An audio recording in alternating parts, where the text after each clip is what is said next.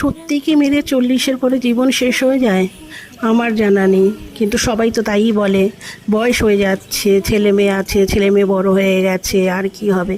কোনো সময় কি সেই 40-এর নারীরা যখন নিজে আয়নার সামনে দাঁড়ায়, তখন সে তাকে দেখে, দেখে ভাবে মাথার চুল কমে গেছে, চেহারার পরিবর্তন হয়ে গেছে, কখন নিজের অজান্তেই যে সে কেমন একজন হয়ে গেছে সে নিজেই জানে না। কেননা সে তো নিজের যত্ন নিতেই শেখেনি।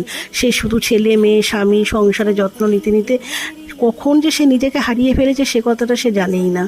চলুন না বন্ধুরা, আমরা যদি পারি নিজেদের জন্য একটু বাঁচতে, নিজের মতন করে বাঁচতে। কিন্তু মেয়েরা কি সত্যিই কি পারে নিজের মতন করে বাঁচতে? পারে না। আমার এক বান্ধবী আছে যার এখন 38 বছর বয়সে, সে হয়তো ডিভোর্স কেস নিয়ে লড়ছে। সেখানে কোর্টে উকিল বলছে এই বয়সে এসে ডিভোর্স দেওয়ার কি আছে। এমনকি জজ সাহেবও বলছে এই বয়সে ডিভোর্স দেওয়ার কি আছে, অনেকটাই তো বয়স হয়ে গেল, ছেলে মেয়ে বড় হয়ে গেছে। আচ্ছা, ছেলে মেয়ে বড় হয়ে গেছে বলে কি নিজের কোনো জীবন নেই? আর নিজের জীবনে কি বাঁচার কোনো অধিকার নেই মানুষের? তার 38 বছর বয়স হয়ে গেছে বলেই কি সে তার জীবনটা শেষ হয়ে গেছে? প্রত্যেকটা মানুষ যতক্ষণ তার নিঃশ্বাস চলছে আমি মনে করি ততক্ষণই নতুন করে বাঁচার সুযোগ আছে।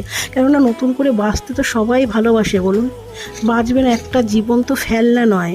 কারো কাছে দামি হোক চাই না হোক, নিজের জীবন নিজের কাছে অন্তত দামি। তাই সেই দামি জীবনটা যখন ভগবান আমাদেরকে দিয়েছে, সেই জীবনটাকে আমি মনে করি নিজের মতন করে উপভোগ করা উচিত। কারোর জন্য কোনো কিছুর বিনিময়ে স্যাক্রিফাইস করা উচিত নয়।